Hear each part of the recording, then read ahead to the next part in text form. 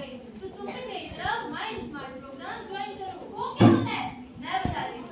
Mind smart programme join करने से तुम्हारे अंदर लीडरशिप की क्वालिटीज आएंगी। पहले तुम लोगों को पहचानोगी, फिर ये लोग तुम्हें पहचानेंगे। हाँ, चलो मेरे साथ। तो जैसे कि आपने देखा, हर एक स्कूल को चाहिए ऐसा लीडर, एक ऐसा पीयर एजुकेटर जो आपको समझे और दूसरों को भी समझाए। इसलिए कल से ज्वाइन करें स्मार्ट क्लास प्रोग्राम। माइंड अर्थात दिमाग, मानसिक स्वास्थ्य यानी फीलिंग्स और भावनाओं को समझने का हमें संतुलन बनाए रखना है। स्मार्ट छोटे मगर समझदारी भरे निर्णय लेना।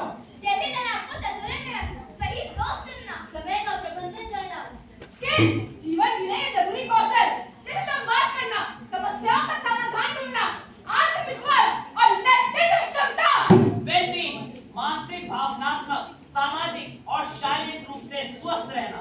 लीडरशिप किशोरों को ये सिखाए कि वो भी लीडर बने और दूसरों को भी प्रेरित करें। पीयर एजुकेशन सभी बातों को सीखना और छात्रों को सिखाना और समाज में सामाजिक प्रचारक बनना।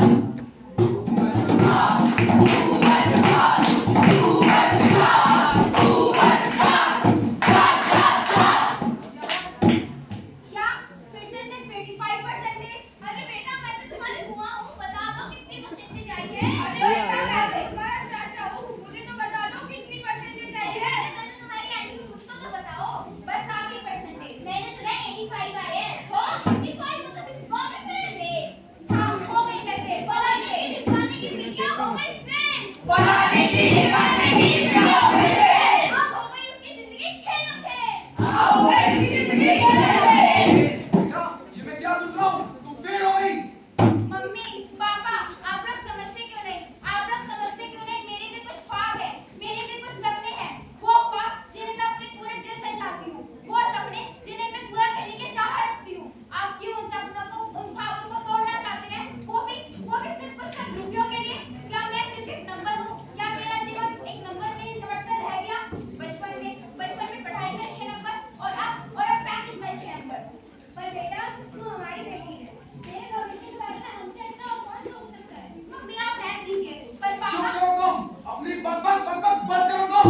हमें सब पता है ये तस्वीर की बाहरी दुनिया कैसी है और तस्वीर की अंदर की दुनिया कैसी है। पर पापा, तुम हमें मत सिखाओ कि दुनिया कैसे चलती है, क्योंकि हमें पता है कि ये दुनिया कैसे चलती है और हम बहुत समझदार हैं, क्योंकि हम तुम्हारे रिश्ते में पाप करते हैं। वो आ गया, वो आ गया, वो आ गया। कौन आ गया? कौन आ गया? मैं आ गया तुम्हारा सपना पूरा करके। तुमसे जो तुम्हारे माँ बाप, अभिभावक, पेरेंट्स चाहते हैं तुम्हें वही करना है। मैं ही हूँ तुम्हारा सपना। डॉक्टर बनाऊंगा, ऑफिसर बनाऊंगा, डॉक्टर बनाऊंगा, ऑफिसर बनाऊंगा, सीए बनाऊंगा, बीए बनाऊंगा, सीए बनाऊंगा, बीए बनाऊंगा, इंजीनियर बनाऊंगा, इंजीनियर बनाऊंगा, इंजीनियर बनाऊंगा, इंजीनियर बनाऊंगा, बीएससी कराऊंगा, आईएएस बनाऊंगा, बीएससी कराऊंगा, आईएएस बनाऊंगा। लेकिन ये तो मेरा सपना है ही नहीं। तो क्या हुआ? ये हमारा सपना है, तुम हमारी बेटी हो, तुम्हें ये करना होगा। लेकिन पापा, हाँ, अब मुझे अपने दोस्त को मदद के लिए बुलाना पड़ेगा। दोस्त कैसा दोस्त? इसका दोस्त भी है। मैं आ गई। अच्छा बेटा तुम हो। तो फिर आपने समझे और कौन है? नहीं कुछ नहीं। अरे बेटी आके पानी लाओ, चाय लाओ। ठीक है, बस तेरी शक्ल की पुत्री है, इसलिए नंबर कम है क्या? तुम्हें तो पता ही है, वही नंबरों वाली बातें, प्रैक्टिस वाली बातें। और बेटा, तुम तो इतनी इंटेलिजेंट हो, इतनी सेटल्ड हो, मुझे इसे भी सिखाओ। अरे आंटी, आप ये क्या कह रही हैं? ये दिव्यांशी ही तो है जिसने मेरे एग्जाम में अच्छे नंबर लाने में और मेरा करियर बनाने में मेरी हेल्प करी है। तो तुम कहना चाहती हो कि ये तुमसे ज्यादा समझदार है? हाँ भाई, ये मुझसे ज्यादा समझदार है। पर तुमसे बेटा और ये नहीं। Why? क्योंकि मेरे पेरेंट्स ने वो मुझे करने दिया जो मैं करना चाहती थी और मुझे मेरे ड्रीम्स को फॉलो करने दिया। लेकिन आप लोगों ने तो मुझे अपने सपनों के दबाव के नीचे कुचल कर रख दिया। जब भावनाएं लड़खड़ाएं तो सीना ठोक कर कहना मैं तैयार हूँ, मैं इस जीवन का योद्धा हूँ। जब तुम्हारा मित्र गिरे तब उसका हाथ पकड़ कर कहना कि मित्र भी कहे मेरा दोस्त प्रकाश और उजियारा है। प्रकाश और उजियारा है। हम क्या करना चाहते हैं, इस तय करने का का सपना नहीं। हे किशोर के सपूतों, तुम्हारे पास है कलम, सवाल और आग। अब यही समय है साथी शिक्षक बनने का। नेता से दीपक और दीपक से लाभ प्राप्ति। साथी हाथ बढ़ाना, साथी हाथ बढ़ाना, एक अकेला थक जाए तो मिलकर बोझ उठाना, साथी हाथ बढ़ाना। साथी, अरे ये कौन है?